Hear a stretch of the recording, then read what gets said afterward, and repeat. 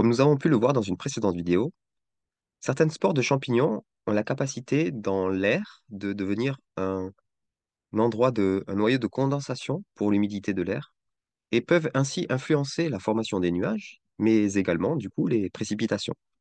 Mais ce n'est pas la seule façon dont les champignons interagissent pour participer aux différents cycles de l'eau.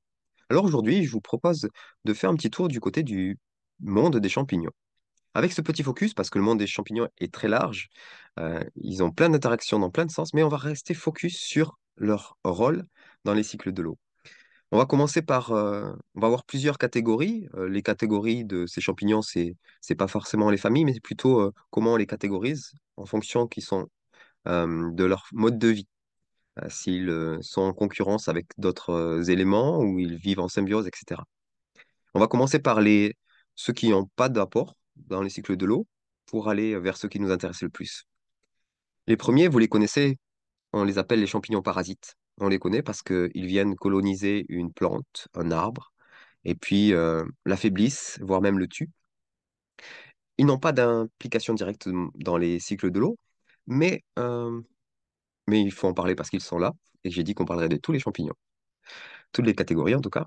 Mais petite parenthèse, juste pour information, le meilleur moyen pour lutter contre un champignon parasite, c'est un autre champignon qui n'est pas parasite, qui appartient donc à deux familles qu'on va voir un peu plus tard, qui sont les champignons endophytes, qui ont la capacité de vivre à l'intérieur d'une plante, et ceux que vous connaissez un peu plus, les champignons mycorhiziens, qu'on verra également tout à l'heure.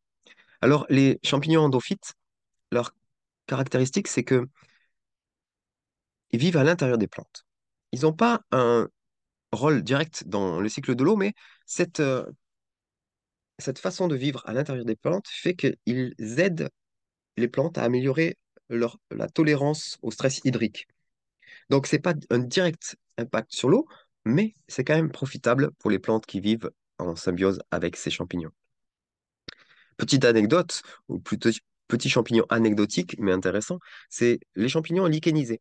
Vous savez, les lichens c'est la symbiose entre un champignon et une algue, ou alors un champignon et une cyanobactérie. Et en fait, ces lichens, ils ont la capacité d'absorber directement l'humidité de l'air. Et donc, ils jouent faible rôle, mais ils jouent un rôle dans ce cycle de l'eau en absorbant cette humidité dans l'air. Bien entendu, surtout dans les écosystèmes où ils sont abondants. Et là, on rentre dans le dur, on rentre dans l'intéressant. Les champignons saprophite. Les champignons saprophite, ce sont les décomposeurs de la matière organique morte. Quand, quand les feuilles, les branches tombent, quand les racines meurent, quand les troncs d'arbres meurent, ce sont ces champignons saprophytes qui vont venir pour décomposer cette matière organique. Et c'est la première action qui va avoir un impact sur les cycles de l'eau, c'est que cela va libérer l'eau qui était stockée dans cette matière organique et la rendre de nouveau assimilable par les champignons, les plantes et la vie du sol. En décomposant cette matière organique, ils vont transformer la matière organique en débris végétaux de plus en plus petits. Et ça a un impact sur l'eau parce qu'en fait, ces produits de cette décomposition, ils vont contribuer à la formation de l'humus. Et cet humus va améliorer la fertilité et la structure du sol. Et c'est là que ça devient intéressant par rapport à l'eau, c'est la structure du sol. Parce que l'humus, avec les vers de terre et toute la vie du sol, améliore l'agrégation du sol. C'est-à-dire, une structure améliore la structure du sol. Et une structure du sol saine va créer des espaces qu'on va appeler pores. On parle d'un sol poreux. Et ce sol poreux va permettre une meilleure circulation de l'air et de l'eau. Donc un sol plus poreux aura une meilleure capacité à retenir l'eau, ce qui est crucial pour la disponibilité d'eau pour les plantes, surtout en période sèche. Mais surtout, ce sol bien structuré permet à l'eau de s'infiltrer plus profondément dans le sol, réduisant ainsi le ruissellement et l'érosion. Le ruissellement et l'érosion que nous reverrons dans d'autres vidéos, parce que ce sont vraiment nos ennemis. Et ce travail de porosité et d'amélioration du sol, bien entendu, ils le réalisent en complément avec ceux que vous connaissez encore un peu plus, ce sont les vers de terre. Et comme pour fonctionner correctement, ce champignon, il a besoin d'un environnement humide, eh bien, ils vont veiller à trouver cette eau dont ils ont besoin et ainsi préserver l'humidité de leur habitat. On verra un peu plus tard comment on peut faire pour les encourager à se développer et à être utiles pour nos cultures. Et puis, enfin, celui que vous connaissez un peu plus, un peu mieux, parce qu'on apprend à le connaître ces dernières années, c'est le champignon mycorhizien. C'est celui qui a la capacité de vivre en association avec des plantes.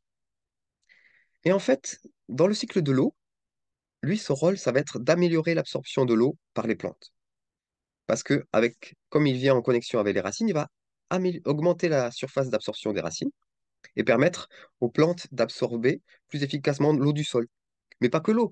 Vous le savez, ou vous le découvrez peut-être, mais cette symbiose entre les champignons mycorhiziens et les plantes repose sur un commerce tout simple. Les champignons euh, amènent l'eau et les nutriments ont besoin les plantes, et en échange, les plantes leur fournissent 25% de leur production de sucre et d'autres éléments produits par la photosynthèse que les champignons ne sont pas en capacité de produire. Et ce fonctionnement permet à tout le monde d'être en bonne santé, de vivre de bonne façon et surtout participe vraiment au cycle de l'eau. Et donc, comme on a pu le survoler rapidement, chacune de ces catégories de champignons contribue à sa manière au cycle de l'eau, que ce soit par la décomposition de la matière organique, par la modification de la capacité du sol à retenir de l'eau, que ce soit par la façon de la répartir de façon homogène ou l'influence sur la santé des plantes. Tout cet écosystème est un tissu relationnel et vivant qui se met naturellement en place si on respecte quelques éléments. Les éléments dont on a besoin, dont le sol a besoin pour avoir une vie riche des champignons, c'est un sol sain. Et pour cela, ben, par exemple, il faut éviter la surutilisation des fertilisants chimiques, en particulier ceux riches en phosphore qui réduisent la formation de mycorhizes et agressent les champignons. Il faut utiliser des amendements organiques. Notre rôle, en fait, est de penser et d'emmener la ration du sol. La ration, c'est ce qu'on pense et ce dont on parle pour les animaux. On pense à la ration de l'animal. Eh bien, il faut qu'on se mette aussi à penser à la ration du sol. Il faut qu'on nourrisse ces champignons qui vont prendre soin de notre sol, qui vont prendre soin de nos plantes. Il faut amener cette ration du sol qui va permettre d'améliorer la structure du sol et favoriser l'activité des champignons, mais aussi l'activité microbienne et de toute la vie du sol qui nous est bénéfique. Alors, comment on peut le faire? Notamment, on a vu ceux qui étaient vraiment en capacité de gérer l'eau, c'est les saprophytes, les champignons qui décomposent la matière organique. Il y a le meilleur des moyens, il y en a deux. Le bois raméal fragmenté, donc des petits copeaux de bois, des branches broyées, etc. Et la trogne. La trogne, c'est parfait parce que non seulement la trogne d'arbre, donc c'est cette façon de faire où on coupe des branches d'arbres qu'on va réduire en bois raméal fragmenté, en copeaux de bois.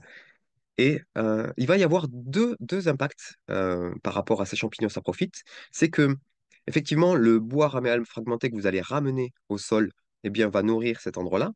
Mais tout autour de l'arbre qui aura été trogné, il faut savoir que chaque fois qu'il y a quelque chose qui disparaît dans l'arbre au-dessus du sol, il y en a tout autant qui disparaît sous le sol. C'est-à-dire que quand les feuilles tombent, il y a la même quantité de matière organique qui meurt sous le sol. Quand des branches sont coupées, il y a la même quantité de racines qui meurent. Quand des branches sont coupées, il y a la même quantité de racines qui meurent. Et ces racines vont permettre à ces champignons saprophytes de, en profondeur, trouver une source d'alimentation et donc vraiment avoir une vie qui n'est pas juste en surface avec la matière organique que vous amenez au sol, mais également en profondeur. Et tout ceci va participer à générer ce, ce sol qui fonctionne comme... vous avez déjà pris un morceau de coton et vous le posez au bord d'une flaque d'eau, et puis en fait, l'eau va se déplacer dans le coton et va remplir tout le coton. Eh bien, c'est un petit peu le réseau mycélien, c'est exactement comme ça qu'il fonctionne. Entre autres, c'est très schématique, mais ça permet d'imaginer. Il faut imaginer le sol en 3D. et votre sol avec ce réseau mycélien, ce grand coton qui doit se former à surface, mais aussi en profondeur. Et donc, trogner les arbres participe à ce travail de profondeur. Dans les autres pratiques culturelles respectueuses, bien entendu, ben, j'y reviens encore, minimiser le travail du sol, car le labour profond détruit les réseaux mycéliens, le réseau des champignons, ainsi que la structure vivante du sol. Ça peut aussi aider de pratiquer une rotation de culture et surtout de pratiquer des cultures de couverture pour ceux qui sont dans la grande culture pour maintenir la diversité et la santé du sol. Et puis, bien entendu, je parlais de la ration du sol, le paillage et les couvertures de sol euh, participent à maintenir cette humidité, à réguler la température du sol et à fournir une source de matière organique pour les champignons. Et puis, bien entendu, préserver la biodiversité en encourageant les différentes espèces végétales dans votre jardin ou dans vos plantations pour favoriser également une plus grande diversité de champignons bénéfiques. Et puis, encore une fois, les produits chimiques, éviter les pesticides nocifs ou choisissez des options moins nocives pour les champignons car une majorité des produits nuisent aux communautés fongiques. On a vu dans une précédente vidéo, si vous voulez de l'eau, plantez des arbres. Si vous voulez de l'eau, cultivez des champignons. Ce chemin à la découverte des cycles de l'eau n'est pas terminé et je me fais une joie de continuer à vous le faire découvrir. À bientôt.